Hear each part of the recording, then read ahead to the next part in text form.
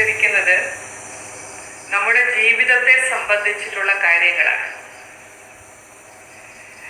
ഇനി ഈ ലോകത്തിലെ ഏതെല്ലാം വിഷയങ്ങളെ കുറിച്ച് നമ്മൾ അറിഞ്ഞാലും നമ്മുടെ ജീവിതത്തിൽ സന്തോഷം നിലനിർത്തുന്നത് എങ്ങനെ, സമാധാനവും സ്വസ്ഥതയും നിലനിർത്തുന്നത് എങ്ങനെ എന്ന അറിവ് നമുക്കില്ല എങ്കിൽ,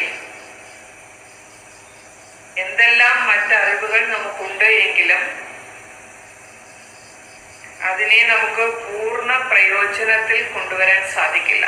കാരണം ആത്യന്തികമായിട്ട് മനുഷ്യരിതെല്ലാം അറിയുന്നതും അതേപോലെ ഓരോ കണ്ടുപിടുത്തങ്ങളും നടത്തിയതും എല്ലാറ്റിൻ്റെയും ഉദ്ദേശം മനുഷ്യന് സുഖം അനുഭവിക്കുക, സന്തോഷം അനുഭവിക്കുക, സ്വസ്ഥമായിട്ട് ജീവിക്കാൻ സാധിക്കുക എന്നതിന് വേണ്ടിയിട്ടാണ്.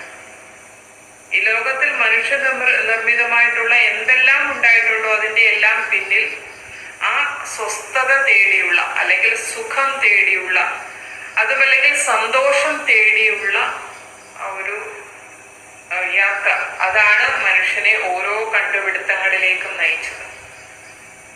പക്ഷെ ഇന്ന് നമ്മൾ ലോകത്തിലേക്ക് നോക്കുമ്പോൾ നമുക്ക് എല്ലാവർക്കും അറിയുന്ന കാര്യമാണ്, ലോകം മനുഷ്യന്റെ കണ്ടുപിടുത്തങ്ങൾ കൊണ്ട് നിറഞ്ഞിരിക്കുകയാണ്. എല്ലാ തരത്തിലും നമ്മുടെ ജീവിതത്തെ ഈസിയാക്കി മാറ്റാനുള്ള എല്ലാ കാര്യങ്ങളും അനുനിമിഷം അവിടെ കണ്ടുപിടുത്തങ്ങൾ സയൻസിന്റെ ലോകത്തിൽ നടന്നുകൊണ്ടേയിരിക്കുന്നു.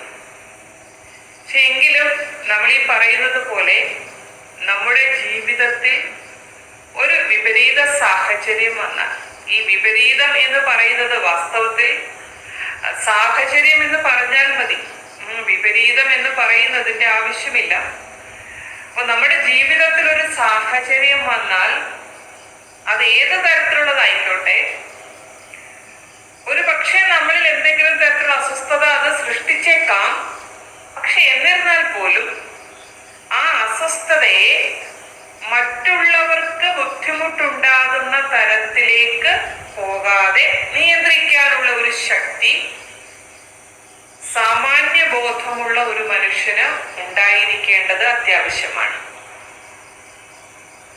അപ്പൊ നമുക്ക് എന്തെല്ലാം ആയിക്കോട്ടെ, എന്തെല്ലാം സാഹചര്യങ്ങൾ ജീവിതത്തിൽ വന്നോട്ടെ, നമ്മൾ ആദ്യം ശ്രദ്ധിക്കേണ്ട ഒരു കാര്യം, ആദ്യം മനസ്സിലാക്കേണ്ട ഒരു കാര്യം, ആ സാഹചര്യം എന്നിൽ സൃഷ്ടിക്കുന്ന അസ്വസ്ഥത ചിലപ്പോൾ ഒരു പക്ഷേ വിഷമമാകാം, അതല്ലെങ്കിൽ ദേഷ്യമാകാം, അതല്ലെങ്കിൽ വെറുപ്പാകാം, അല്ലെങ്കിൽ അസൂയയാകാം, എന്തെങ്കിലും ആയിക്കോട്ടെ, ഏതെങ്കിലും തരത്തിലുള്ള ഒരു അസ്വസ്ഥത എന്നിൽ സൃഷ്ടിച്ചാലും, എൻ്റെ മനസ്സിൽ സൃഷ്ടിച്ചാലും, അതിൻ്റെ പ്രതിഫലനം എൻ്റെ വാക്കുകളിലൂടെയോ എൻ്റെ പ്രവൃത്തികളിലൂടെയോ അതല്ലെങ്കിൽ എൻ്റെ പെരുമാറ്റത്തിലൂടെയോ അതല്ലെങ്കിൽ എൻ്റെ ഏതെങ്കിലും തരത്തിലുള്ള പ്രതികരണങ്ങളിലൂടെയോ ഈ ലോകത്തിൽ ആർക്കും തന്നെ ഒരു അസ്വസ്ഥതയ്ക്ക് കാരണമാകരുത്. അത്രയെങ്കിലും സാമാന്യ ബോധം നമുക്ക് വളർത്തിയെടുക്കണം. ബാക്കിയൊക്കെ പിന്നെ ഈസിയാണ്. ഈ ഒരു ബോധം നമുക്ക് വേണം. വാസ്തവത്തിൽ നമ്മൾ നോക്കുമ്പോൾ മനുഷ്യൻ എത്രയും അറിവുണ്ട്, എല്ലാവർക്കും അവരവരുടേതായ അറിവുണ്ട്. പക്ഷേ തൻ്റെ ഏതെങ്കിലും വാക്കോ പ്രവൃത്തിയോ കാര്യങ്ങളോ മറ്റൊരാൾക്ക് ബുദ്ധിമുട്ടുണ്ടാക്കരുത് എന്ന് ചിന്തിക്കുന്ന ആളുകൾ വളരെ കുറവാണ്. ഉണ്ട്, അങ്ങനെയുണ്ട്. സമൂഹത്തിലെ എല്ലാ തലങ്ങളിലും അത്തരം ആൾക്കാരുണ്ടെങ്കിൽ പോലും അവരുടെ എണ്ണം വളരെ കുറവാണ്. എന്നാൽ നമ്മുടെ നാട്ടിൽ വിദ്യാലയങ്ങൾക്ക് കുറവില്ല. ധാരാളം കാര്യങ്ങൾ പഠിക്കുന്നുണ്ട് കുട്ടികൾ. നമ്മളും പഠിച്ചിട്ടുണ്ട് ധാരാളം കാര്യങ്ങൾ.